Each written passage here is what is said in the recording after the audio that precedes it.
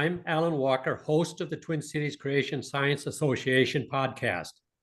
I am on the board of the Twin Cities Creation Science Association. I want to thank you, Dr. Ross Olson, for setting up this podcast, and for Brian Lauer for editing and posting on YouTube, and Neil Smith for posting on Rumble. Donny, Budinsky, and Matt Nailor are guests tonight, and they presented recently for the Twin Cities Creation Science Association on June 17th, 2025, on the topic of Did Adam and Eve Exist? Now, listeners, you can go to YouTube and Rumble at our TCCSA site and watch that excellent presentation. Donny and Matt have a creation apologetics ministry called Standing For Truth Ministries that defends the truth of biblical creation and proclaims the gospel of Jesus Christ. Both of you, I really appreciate your energy that you show on your podcasts and the knowledge that you have. And I really know that you must read a lot of scientific papers to keep up on all the subjects that you cover. Now I'd like you both, Donny and Matt, to introduce yourselves in about 1 minute each. Go ahead, Donny. Alan Walker, I appreciate that introduction and also the feedback regarding our recent talk on the amazing science of Adam and Eve. It is an honor here to be interviewed by you for this podcast. My name is Donny Budinsky. I am married to my beautiful wife, Jessica, and have 3 children. The most important thing about myself, of course, is that I am a believer in the Lord Jesus Christ. I also run the Standing For Truth Ministries, where we exist to uphold the truth of biblical creation.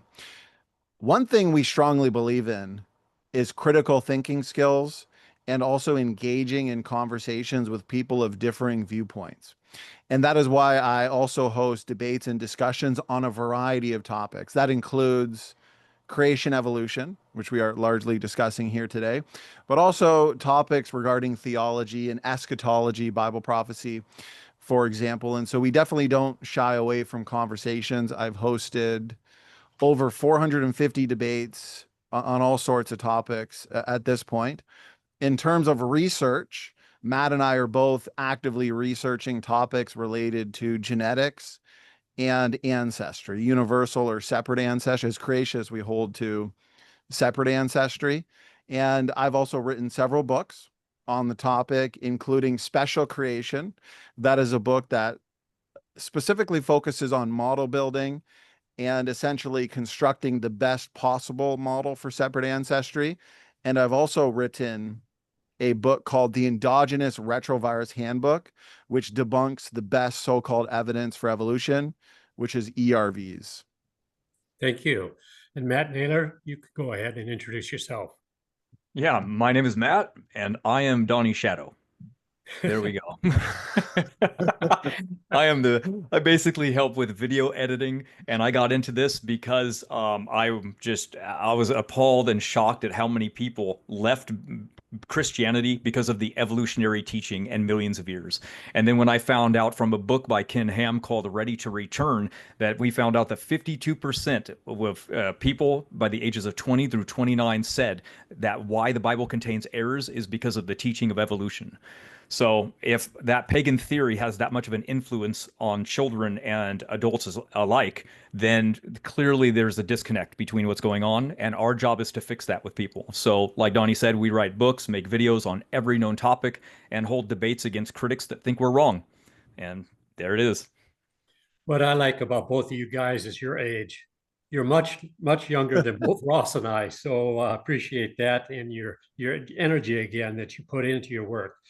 Your excellent presentation on the first couple, Adam and Eve, gave a lot of genetic proof of their existence using data collected by different creation scientists like John Sanford, Dr. Rob Carter, Dr. Nathaniel Jeanson, and Dr. Jeffrey Tompkins. I would like to follow up on the human genetics, especially in the area of the second law of thermodynamics, which requires all things, whether they're organic or inorganic, to move toward disorder and decay. My first question to both of you is, Dr. John Sanford, in his historic book, Genetic Entropy and the Mystery of the Genome, shows compelling evidence that the whole human genome has in fact degenerated over time. Many scientific papers have shown that harmful mutations have accumulated, producing a decrease in fitness in human populations. Can you address that? The decay curve, the biological decay curve over time? Absolutely. That's a great question. Great points. All the men that you mentioned there have been an incredible influence to myself and my growth as a Christian, but also as a biblical creationist, somebody who defends the truth of biblical creation and also works at answering challenges and refuting arguments to young earth creation.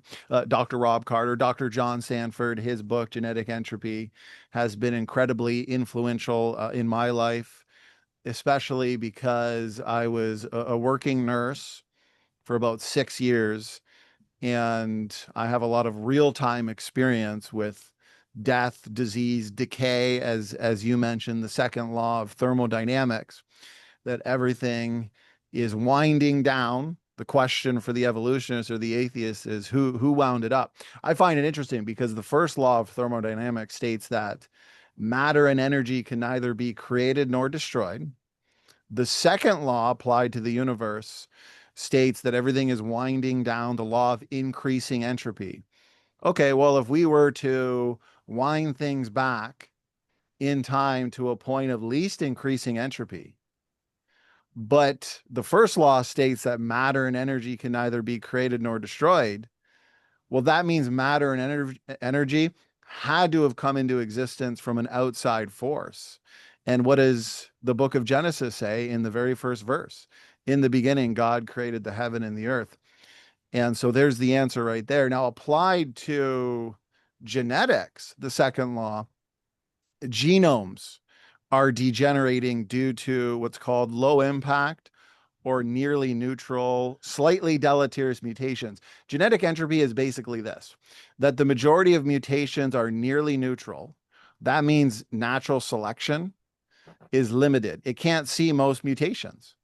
And therefore, the majority of mutations build up, which is much like how rust builds up on a car over time. Each single rust molecule is inconsequential on its own. It goes unnoticed in many ways. In the same way that a single spelling mistake in a book the size of an encyclopedia, on their own, they're inconsequential. You could still read the book. You could still drive the car with a little bit of rust. But over time, enough spelling mistakes and enough rust, you're going to need a new car. The car will degenerate. The book will become scrambled where it's no longer readable.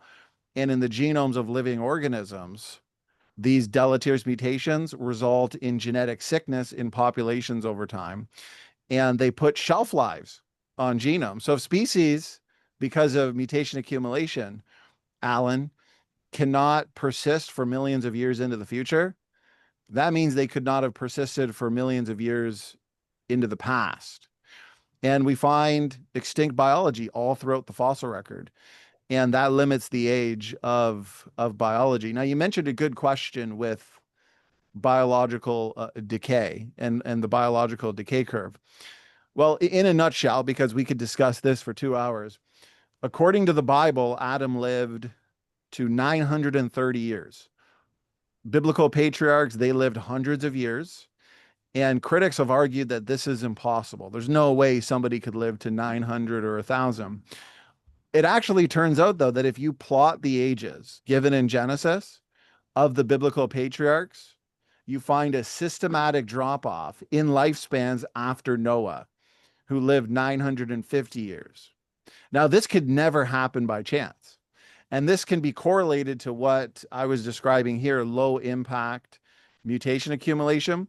That can be correlated scientifically to increased genetic load. And you can clearly see that the lifespans in Genesis decline according to a well-defined decay curve that began after the great flood of Noah. And it's not an immediate decline, like you're jumping off a cliff, where it goes from hundreds of years to just boom, right to 80 to 100. No, it is a systematic decline from, you could say, 900 to 600 to 500 to 200 and eventually to what we have today. And so one thing I'll mention, I'll hand it to Matt, and then we can also discuss the three bottlenecks if you'd like to in the creation model. I co-authored an article that refutes critics of genetic entropy with Christopher Roop, and we had the privilege of having that technical article rigorously reviewed by Dr. John Sanford himself.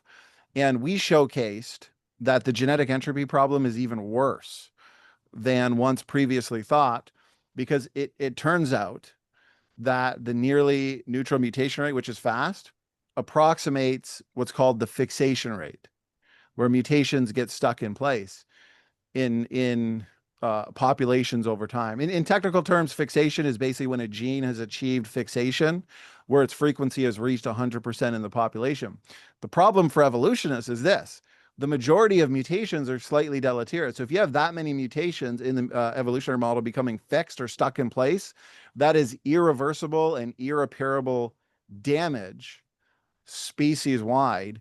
And now that they're stuck in place, selection can't see them. Selection can't do anything to stop that damage. And so that's a technical article that you can read on our website, standfortruthministries.com, and it discusses in detail the genetic entropy thesis. Matt, is there anything you'd like to add to that, brother?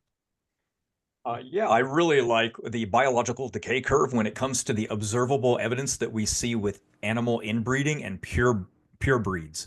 There is a drop off that we see from that. And then what happens is we can go over to the Kong et al. Study in 2012 that showed that there's a progression of mutations that get handed down maternally from the father the older he gets. So they extrapolated that, like, well, if Noah himself was 500 and he had kids, how many mutations would be passed on? And it was such a large amount. That's why we see such a drop off in age of his children and his grandchildren until we get to the lower age limits that we see today. And this is in the peer-reviewed literature itself. But we can also go to the wide variety of evidence that's outside of that, because remember, God said, be fruitful and multiply and fill the earth. Well, that's exactly the opposite of what people did. That's why God confused the languages to force mankind to spread out. That's why we see the majority of haplogroups forming in the Middle Eastern area. It's why we see the arrival of new language families all in that area as well, and no new language families ever arising after that. I mean, you can't make this up. It's so good. The evidence is right there. And then we go over to the population growth rates. They match as well. Then we go to the germline mutation rates. Those match as well. It's just the evidence is everywhere, and it's so good.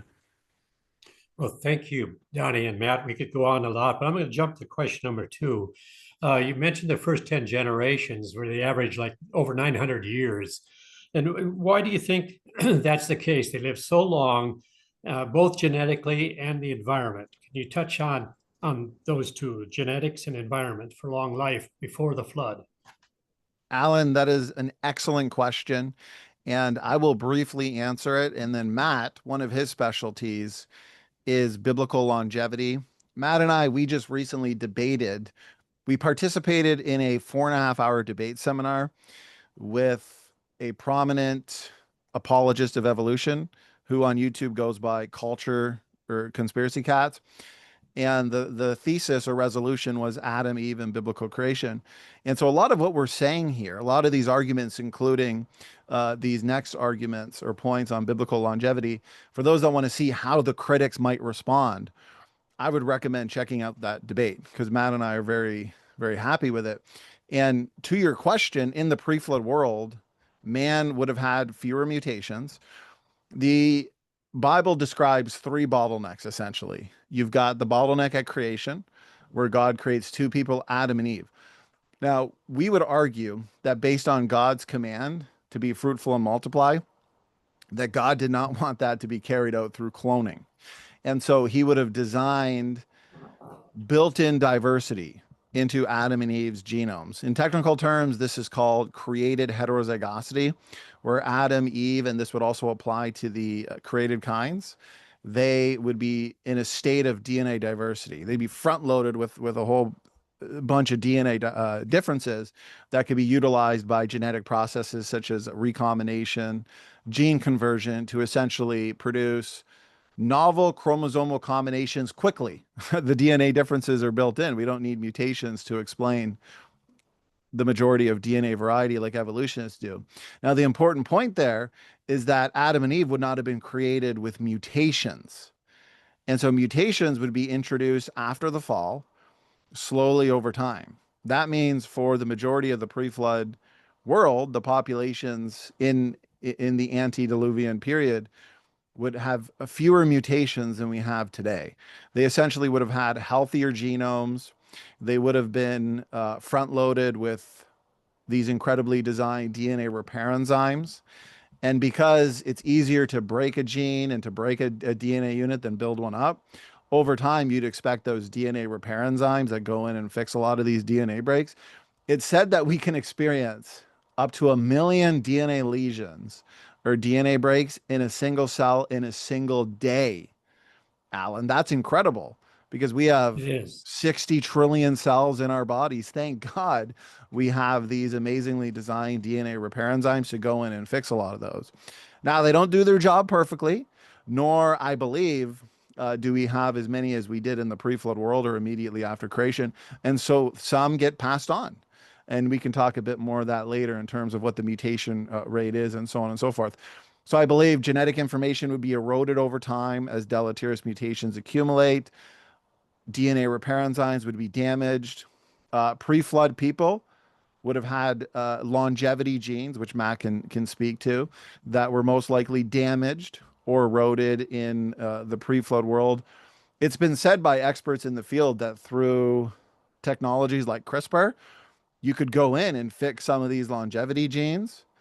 And what that would result in is the ability to live a little bit longer. We also know over time, your end caps of chromosomes, much like the end caps of your shoelace, they erode over time. Your telomeres erode over time, which also limits lifespan. And so that could have been different in the pre-flood world.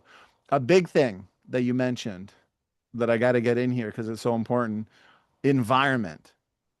The global, not local, the global Genesis flood would have comprised increased amounts of heat, energy, and radiation due to the catastrophic nature of this worldwide event. And therefore, that increase in radioactivity in the post-flood world, immediately post-flood, would have resulted in decreased lifespans and an increase in mutation-related or even radiation-related disease. You've got these post-flood people groups like Neanderthals, what evolutionists refer to as hominins. And we could discuss all day the hominin fossil record and why it doesn't support human evolution. But a lot of those people groups, they became isolated from your main population at Babel. For example, Neanderthals, Erectus, Hobbit on the island of Flores, a lot of them would have been subject to radiation rocks. And a lot of those people groups also lived in caves where various chemicals would be present that would also affect lifespans. And so there's an answer in a nutshell, I believe, why lifespans have decreased. Matt, anything you want to add, brother? Yeah, we have to think about the world before the flood, and we can find that there was high levels of oxygen from looking at bubbles that were trapped in amber, and this would have been double atmospheric oxygen levels. So it would be like living in a hyperbaric oxygen chamber, toned down a lot, because obviously that's 100%. This is 20% more. So still amazing. You would just be healthy from walking around and breathing. Then we found ancient bacteria. We found this ancient bacteria, and somebody was just crazy enough to inject it into themselves, and every health marker went up. They got healthier from ancient bacteria. That's amazing. Then we also have to realize that man got corrupted. And when they became corrupted, they started doing something very interesting. They started eating meat. And when they started eating meat, what do you do with meat? Well, you cook it. This causes what's known as advanced glycotic end products, or glycation. It's the acronym for age, which is ironic because it literally ages you. And as we know, after the flood, not very many people that went north had many options other than just meat. That's why Neanderthals Neanderthal, Denisovan, all of them that you're finding in the northern hemisphere have a lot of somatic mutations and mutations overall in general because they ate massive amounts of meat that they had to cook, which glycated their bodies and rapidly aged them. So those are two other aspects we can throw in there.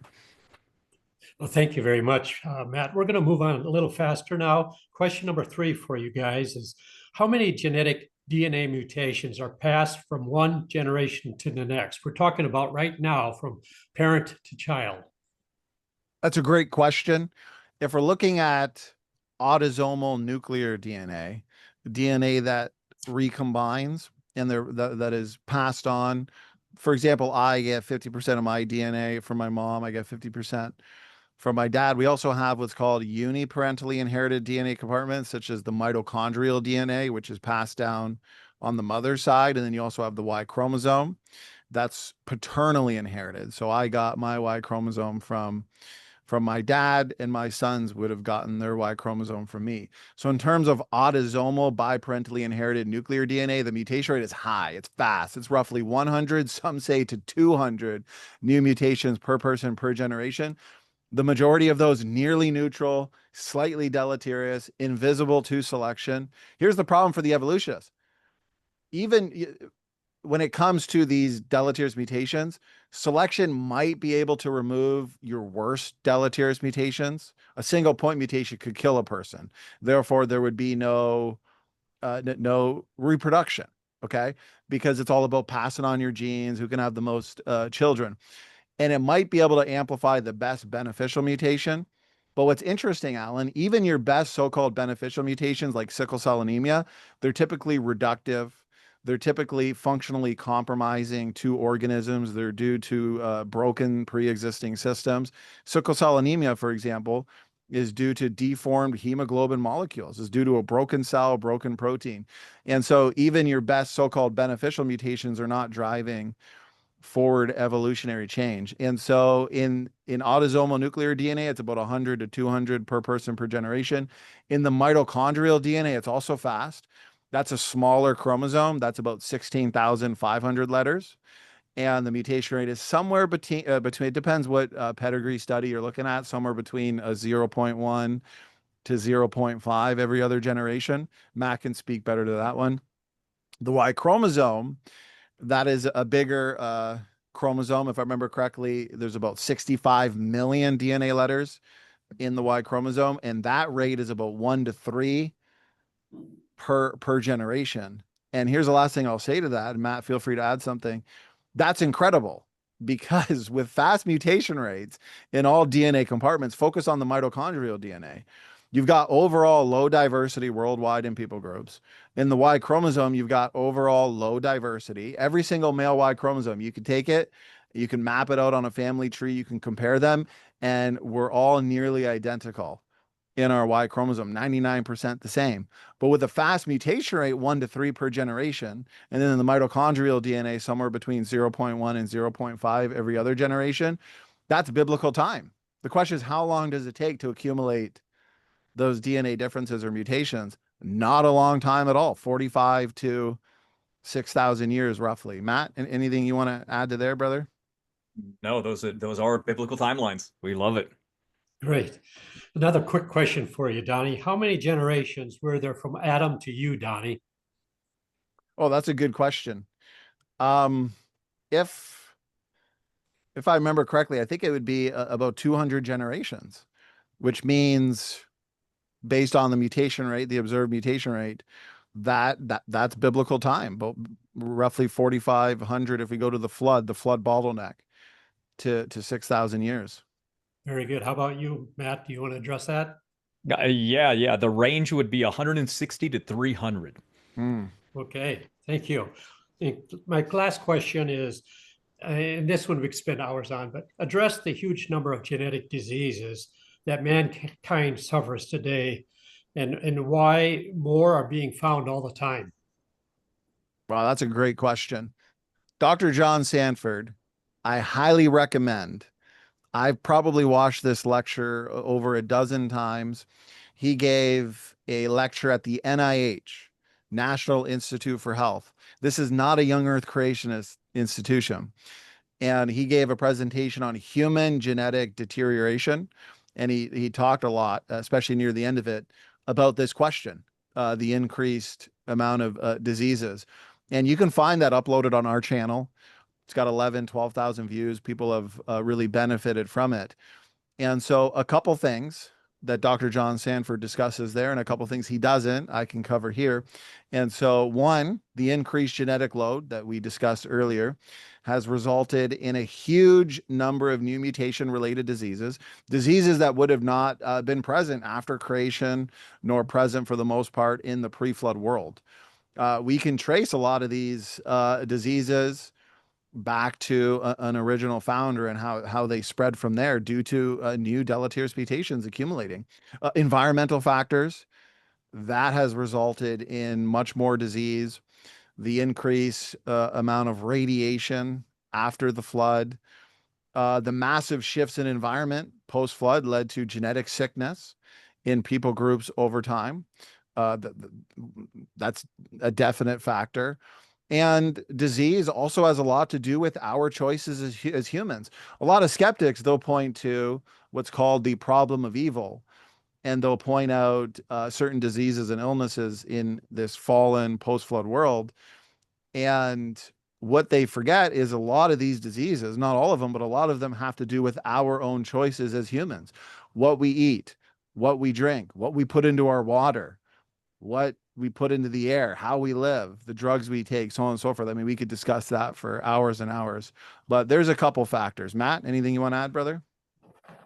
Man, yeah.